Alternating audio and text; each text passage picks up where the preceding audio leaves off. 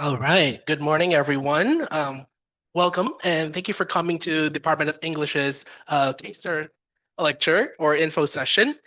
Today, I'll be talking about language and society through the lenses of variation, and it is a very condensed version of what I usually teach undergrads or first year or second year students for the course Language and Society. So, the idea here is to give you a glimpse of what it's like to be an undergrad student at our department. Okay, so this is my name. I'm Professor Gonzales, or you can call me Will. And I am basically Chinese Filipino of Latino heritage. I'm from the Philippines, and I live here in Manila, the capital of the Philippines. And I'm here because I love studying how language is related to society. So, for example, why do some people sound certain different from other people, right? Like accent wise. Why do people in Hong Kong, even within Hong Kong, there are a lot of people who have different accents? How do people just sound like that because of where they live, or can people also use their sounds to also make sense of what put themselves in society, basically? Okay, so yeah, I do sociolinguistics, but I also use a lot of like other things to investigate the relationship between language and society. And Because it is a language and society taster, I like us to watch this video, and I'll be asking some questions. Okay, so I just want you to pay attention to this music video. I'm not sure if you've encountered it, but it's a music video that I think will catch some interest. I want you to pay attention to the uniqueness of some of the things that they use, some of the languages that they use, as well as some of the clothing, for example, that may be interesting. All right.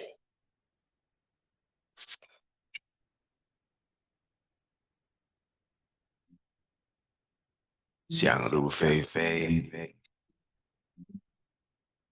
Shake pe ko bisiw tai lang pe malo dinosaur ikagaya no sayo lang pe te o ikamalo peng holik peng ko peng te peng o puya wang la hayo ipe bandong hayo ipe bandong yo hayo ipe bandong you ain't never seen nobody on my level high haters be like diarrhea so I can peace sign because you high acting like this inside so I gotta sing mine don't like me your girls they call me Lane Chai what can I say now better have my money cause I'm coming for my pay wow hey blow chillin' when I'm sipping on the copies you I you think you be funny so it all it take one might try me turn you haters to some hard fun they still say nigga I try to act be all long but I still got a generation that be jocking my style anybody wanna rap long to what about dahil ang pimanuda na so ikagaya tos hayo lang video ikamanong ping holik ping kopi ping te ping o piyawang lahayo ipimandong hayo ipimandong hayo ipimandong ipimandong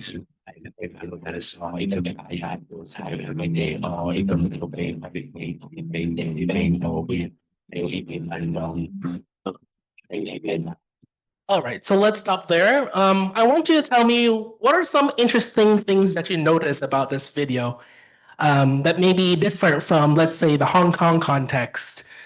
Do people in Hong Kong, for example, speak like this as well? Or are there certain things that, are a little bit different from this video? Anyone? Yes? They keep switching their languages, right? Like, wow. So what languages do you guys hear from this video? Mandarin, yeah. What else? Cantonese, right? What else? English, of course, right? Maybe one more. Tagalog, maybe. Another possible answer, maybe. So here's the hint. It's actually in Singapore. So are there any other languages that are used in Singapore? Malay, yeah. So Malay is actually one of the languages used in Singapore as well. So it is a really multilingual video, and yeah, it all the use of languages here in this video does tell us a little bit more about the context, right? So you mentioned earlier that there are a lot of languages being used, and that is a kind of a clue that tells us that this video is from a particular place that is pretty much multicultural. And we know that it's not in Hong Kong because of some other languages that are not commonly found in Hong Kong, like Malay, right? Yeah. So the setting of video is in Singapore, and you know that because of the multilingual, the switching between different languages, right? There are a lot of clues that can tell us that this video is from Singapore, and also tell us that it is not just Singapore, but a kind of Singaporean hip hop kind of like culture, right? So we have, for example, coffee shop or hawker center culture. We also have the cameos from local celebrities, which I think none of us know because none of us, unless you're Singaporean, then you probably have seen some celebrities. We also see that in the video, it's very clearly a hip hop song because of the accessories, right? As well as the musical styles of rapping, right? So these are some of the clues that tell us that it's Singaporean and hip hop.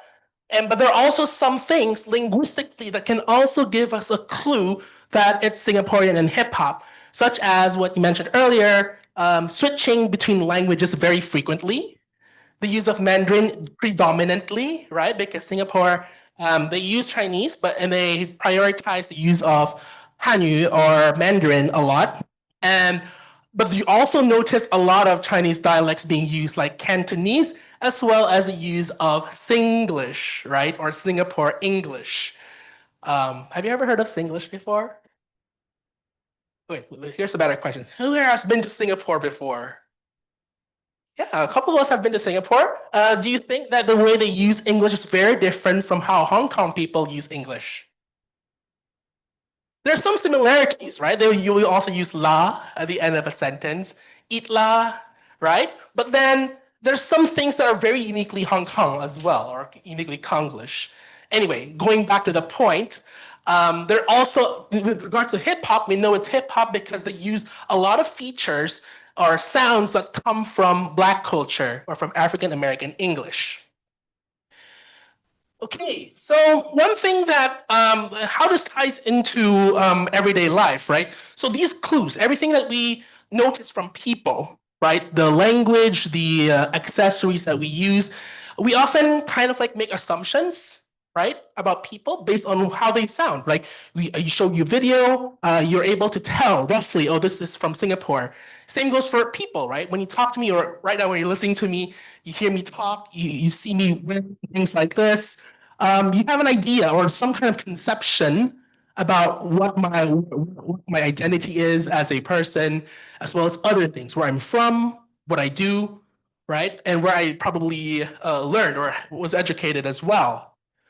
And yeah, this is a very important concept in when studying language in societies, that we usually study people, not just their language, but we also study everything as a whole. And that whole bundle is what tells us about the person.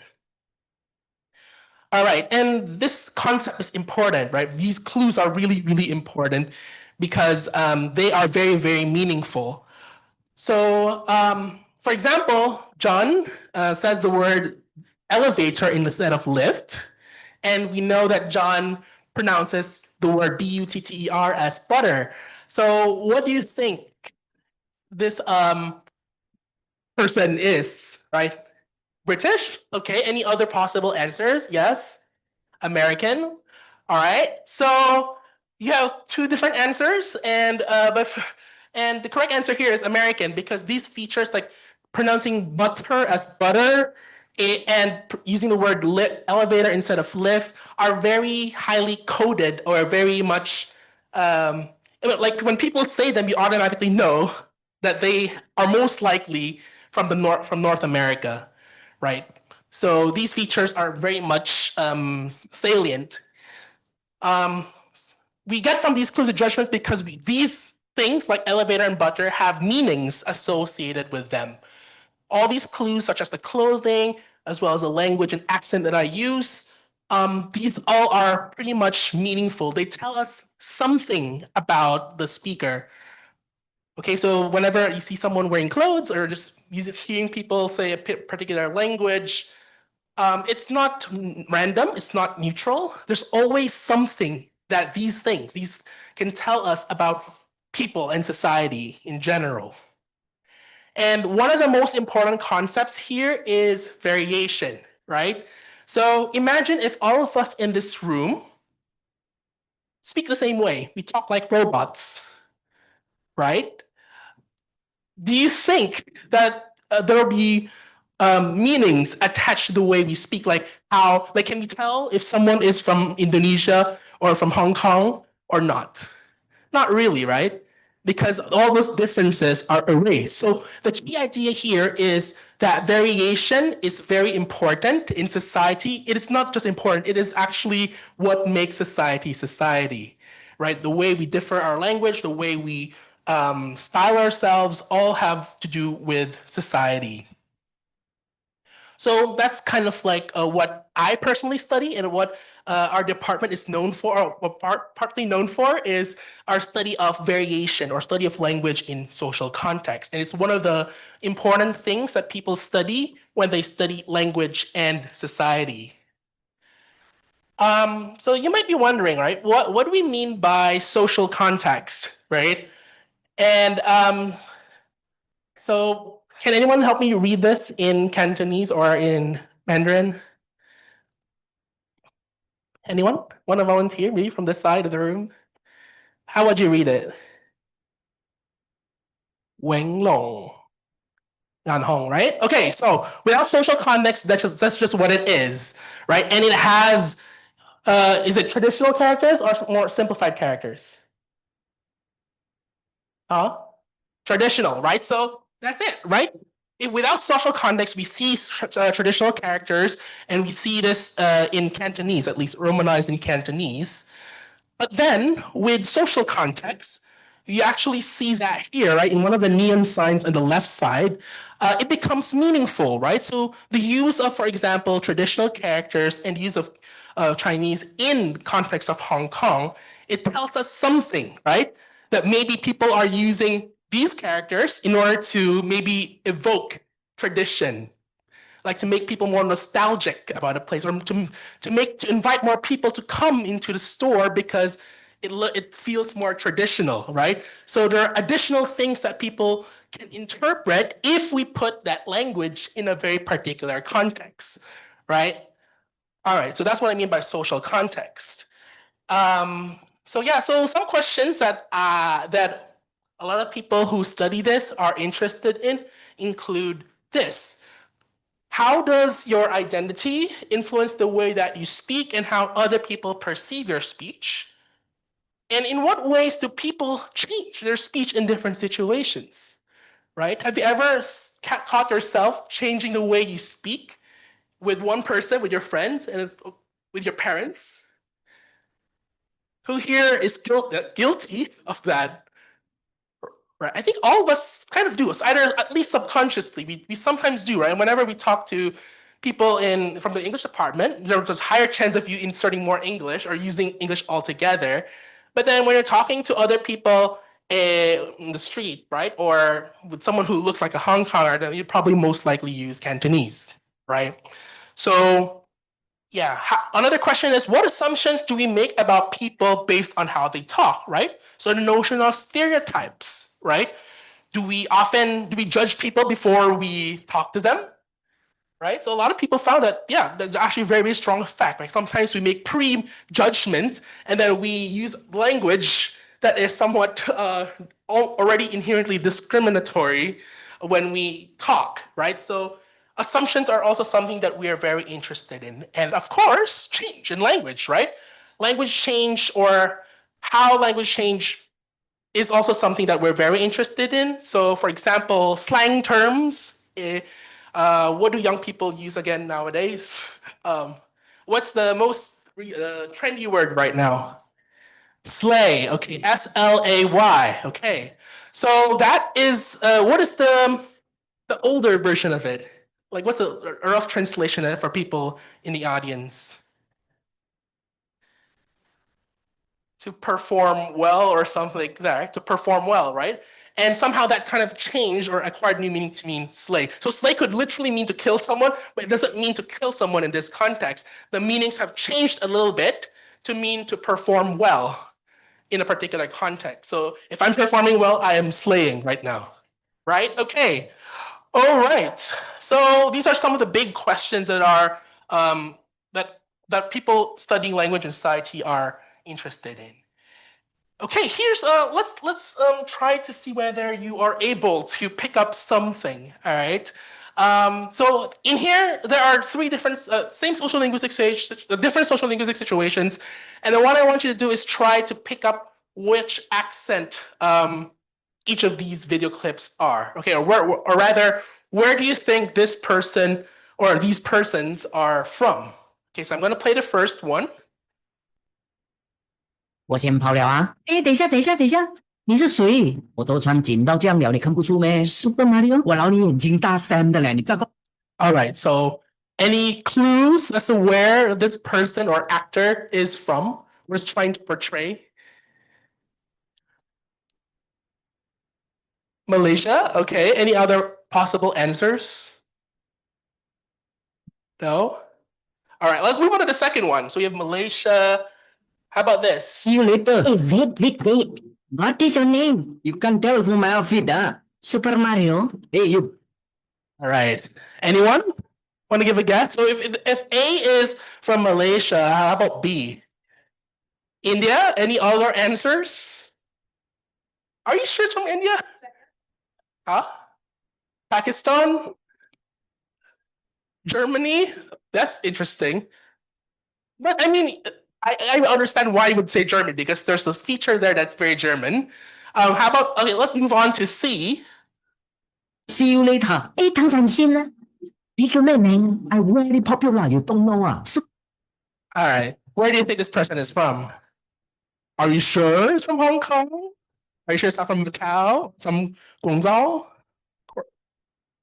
All right. So, what is the answer to this? 我先跑了。Oh, wait. So, the answer is here. All right. So, Malaysia, India, and Hong Kong. So, you guys got it all right. Okay. Wonderful. So, from those three videos, can you tell me which one is the most authentic or real? Like, one thing that you should know is that from these three videos, there's only one actor, one person performing all three. Can you tell me which one is the real accent of that person based on the three performances? Are we able to tell? Malaysia, why do you think Malaysia? It sounds more natural to some extent. Hey, that's a good one, right? So this notion of trying to figure out which accent sounds more authentic and which one doesn't sound as real is also something that people that we do. The people who study language and society also are pretty much interested in, because authenticity and lack of authenticity are potential contexts that people can study. So we don't just study accents. Sometimes we also study accents in comedy situations like this one, as well as accents in a non-comedic context, right? So for example, in news reporting, sometimes people use different accents when they perform, when they go on news, or politicians, right? When they go here in the city, they use a very standard accent, but then when they move on to a rural town, they suddenly switch to a more rural accent, right? So why do people do that, right? These are some things that are pretty much interesting to us, okay?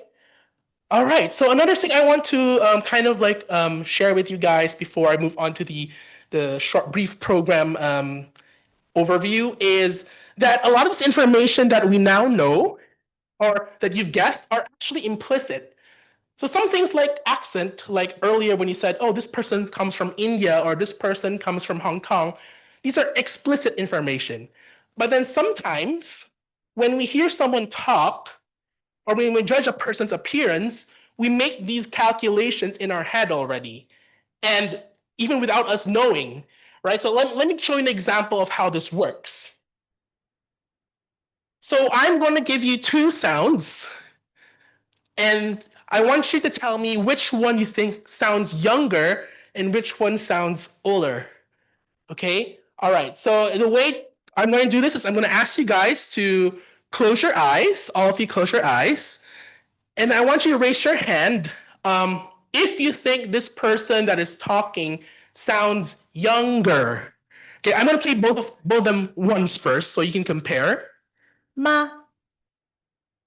Ma. Again. Ma. And two. Ma. All right, so now I want you to close your eyes, and I'm going to play the first clip, okay? Close your eyes. For this to work, everyone has to really close their eyes, okay? First clip, Ma. if you think this person sounds young, raise your hand. Okay, I'm going to play the second one. Ma. If you think this person sounds younger, raise your hand. Really high, please. All right, so keep holding your hands up. Open your eyes, everyone, and look around. Right, so most people raise their hands for the second one, which means that at least somehow we're subconscious. We kind of like roughly know that this second person sounds younger. We cannot pinpoint exactly what about this person sounds young, but we make these background calculations in our head that tell us, oh, this person's probably young. Right, so that's just an example, a very crude example of how sometimes we use this information, this very information about variation, to inform our judgments as well. All right, so that's some of the things that our department does basically. And what I want us to do right now, I'm going to quickly move on to some of the work that I've been doing with some of the students in our department, right? So, for example, apart from accent, there's this notion of uptalk, right? Like sometimes when you say a sentence, like I am teaching right now, the pitch is I am teaching right now. It's going down. But sometimes you hear people saying I'm teaching right now. Like you hear that, the rising of the pitch, right? In a non-question format. Right, so that is uptalk, and what me and some of the undergraduate students have done, for example, is to see whether this use of uptalk is associated more with women or not. Because in America, at least, it's used a lot among women. It has been established. But how about in the context of Hong Kong, where you have Chinese culture and British culture like influencing? Will we see the same things happening?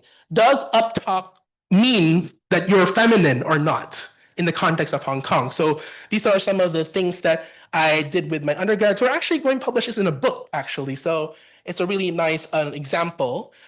Do you guys know this person? Serini? For people in Hong Kong, you probably should know her. She's actually a graduate of Chinese U as well. Anyway, so a student and I have also started to work with this and trying to investigate how the performer uses language variation to kind of like sing songs and how they want to express themselves in particular situations. And then same goes for Cantonese and English code switching, right? So or Konglish, as a lot of you know about this. So is there only one kind of Cantonese English code switching, or are there multiple types of code switching? And does code switching kind of like, is it dependent on how young you are or how old you are?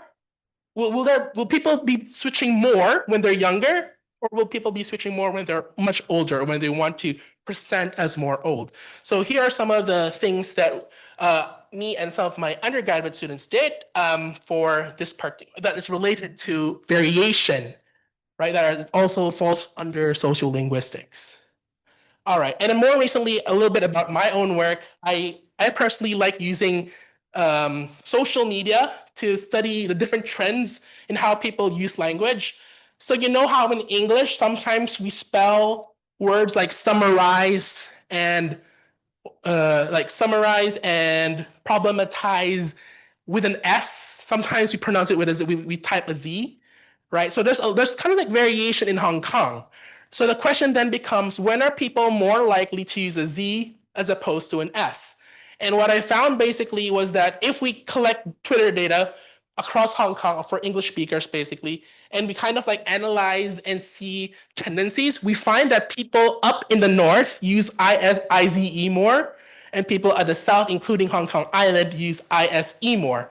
And that makes a little bit of sense because Hong Kong Island is historically known to be a British center, and the British spelling is used more. But interestingly, in the north, we do see a tendency for people to use words like ISE, like summarize, more rather than summarize with a Z. So yeah, that's some of the one of my things, one of the research I did that I think is really interesting in terms of like sociolinguistics. Now, down to the ultimate question, like why is studying variation important in the first place? Why create a whole lecture to convince you guys to come to our department? For me personally, I think it's important because it helps understand how and when to use language in particular contexts. And because variation, many people often think that variation is very much just noise, right? Like if you speak a different way, you're just not part of the mainstream. You're just different, right? But then why can't we think about variation in terms of its entirety? Why can't we think about variation as reality? Because that's exactly what it is. Our society is just very complex. And if we impose on saying that, oh, there's no variation, which only focuses on standard, then it kind of like distorts reality. So personally, I think studying variation is really important. And I think one of the most important things is that it helps us really understand the relationship between people and language, right? Because even the use of language that is not standard, such as, like, for example, like switching between English, Cantonese, and Malay, for example, it doesn't mean, just because you switch doesn't mean you're deficient, doesn't mean you are less educated, because that switching could also mean that you want to project authenticity, you want to project being cool, or you want to sound more local, right? So it's that understanding, or it could also mean that you are part of this particular group that has been marginalized for a long time, right? So studying variation does give us a better understanding of how people relate to language. So that means studying songwriters, studying ethnic minorities, for example, studying WhatsApp and Twitter users, or texting, SMS, and tweets. And all of these have to do with solutions that are related to the real world, which is here, tying it back to what our department does, applied linguistics. It's basically the study of studies that try to find real world problems, that try to address real world problems through language, right? It's a very interdisciplinary resource, and sociolinguistics falls under that. All right, so yeah, applied linguistics covers sociolinguistics as well. So here are some of the courses that I personally have taught. I'm pretty sure you've seen a lot of posters at the in our booth outside, but I also teach some of these courses that are actually not on the booth, but I think are pretty interesting, like gender and language, methods and research, world Englishes, like why is there a difference between Hong Kong English and Singapore English and American English, and yeah, and other things as well. So if you're interested in language education, language policy and planning, language and society, how people acquire language, second language acquisition, classroom research, language testing and assessment, multilingualism, right? Code switching or switching between languages, and curriculum development, then I think you should really consider coming to our department, or at least, try your best to, sit in at least in one of our classes, because I think you learn a lot, right? Especially if you're interested in these things, I think you should really come to our department, because our faculty are really well known for them. They're world experts, and they have a lot to offer to you guys, right? So I don't know. Do you guys have any questions? Because I realize we have 4 more minutes. Any questions about sociolinguistics or about our department in terms of applied linguistics? So yeah, because this is like the other half, right? So the English department, we have 2 strands. We have literature, English literature, or English literary studies, and we also have the linguistics, the language side of things, which include these, right? So I wonder if you guys have anything you want to ask about this particular strand of our department. As if not, do we have any questions? No, no, no. I know you guys are shy. So if you feel shy, you'll have some questions, feel free to visit our booth outside. And we also do have a couple of books here that are available for you to get for free, right? Yes, for free. So please get one of each. This and this. There are two different sets. And yeah. So come join our department, be an applied English linguist, and become a real world problem solver. Let's make the world a better place for language. Thank you.